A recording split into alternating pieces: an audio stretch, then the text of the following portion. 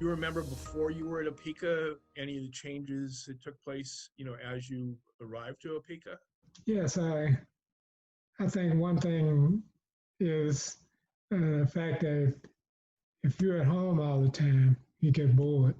So OPICA gives you an opportunity to meet other people, no matter what socioeconomic level they are. And you find out that we all have the same problems. Maybe just our perspectives are different. You know, just the way I'm looking at something doesn't mean you're looking at it the same way. But the truth is, you have the same problem I have. You just got to figure out how can I really deal with this. Uh-huh. Yeah. Sounds a lot like life. Right. So just out of curiosity, is that one of your paintings behind you? Yes, that's one. I like the colors in it. Very pretty. Did you grow up in Los Angeles? No, I'm from Memphis, Tennessee. And I came here, I had 1 year of college at Knoxville. And then my dad asked me if I'd like to come to LA. And so, yeah, I'd like to come out there, Well, I was going to LACC first.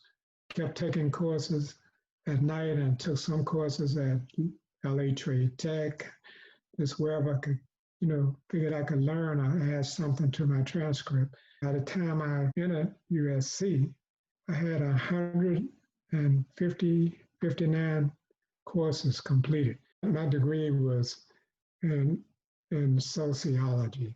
Kellye, was it you that found OPICA? Or? There was a colleague and fellow healthcare provider, medical social worker, that had some experience with OPICA and knew some of the staff fairly well. She had come across them professionally, and Right. She had assessed his case in a different setting, in his healthcare setting. And she said, you know what?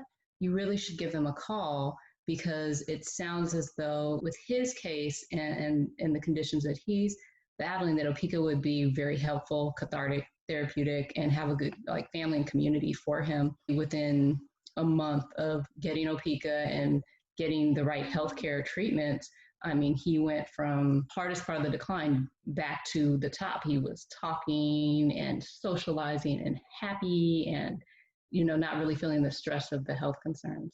Do you remember when you first came to OPICA-Don? Was it easy or hard?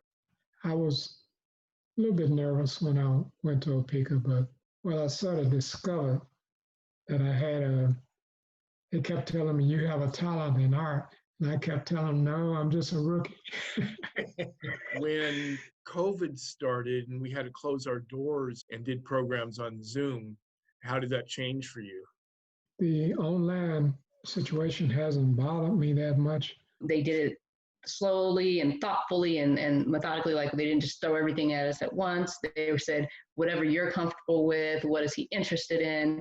And then he starts going in these Zoom classes. He was in one Zoom class. He started in the art class. And the next thing you know, he's in 5 or 6 Zoom classes a week. And he's like, okay, I got to get up and go to class. It's time for class. I got to hurry and eat because I have class. What's my next class? We don't have class today, Dad. It's Sunday. So, I pointed out to Abby and Sarah that it'd be a good thing if we kept this going, because here's the whole point. I'm talking to you about something. Right. Maybe someone else may be interested. They may look at this and say, oh, I never thought of that. I never looked at it this way. I think there's something about just having both the audio, the video, being able to see the people you care about that really helped us to not only survive the COVID life, but to be able to still thrive to some degree in the way that we were prior. It's always best when you can go in person, but this was a great alternative and it works. So Kellye, is there anything that you can think of that prepared you to become a caretaker, for your dad?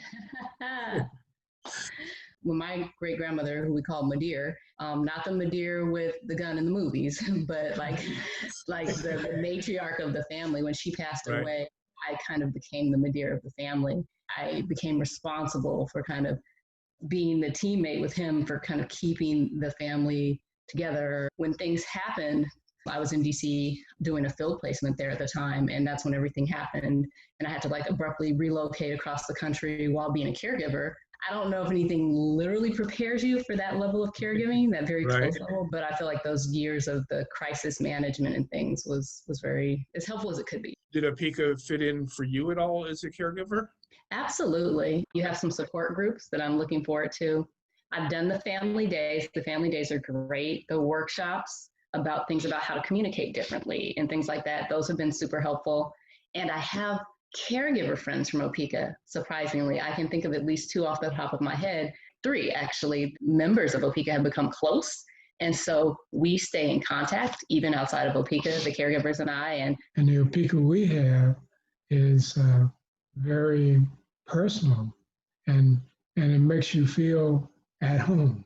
It makes you feel like, hey, somebody here understands me. Somebody here cares about me. And they just are so empathetic about molding to his needs as a human being. That's really different from any other healthcare setting. The intimate care that you get at OPICA, I haven't seen that anywhere else in the 2 years that I've been back. It's not just a place you go and then you pick someone up at the end of the day.